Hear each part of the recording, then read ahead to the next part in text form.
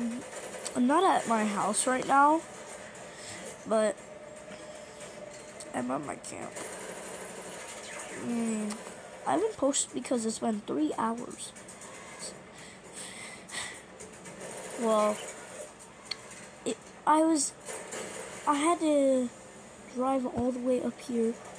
Well, my grandma and my mom had to drive us up here, and we were driving for 3 hours straight.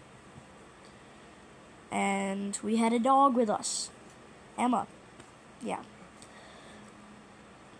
If you're wondering why I'm not walking right now, it's because I'm still not awake yet. See, I have a blanket on, cause I just woke up, so I did clear out the stuff in my eyes. So yeah, nope, now I'm done recording.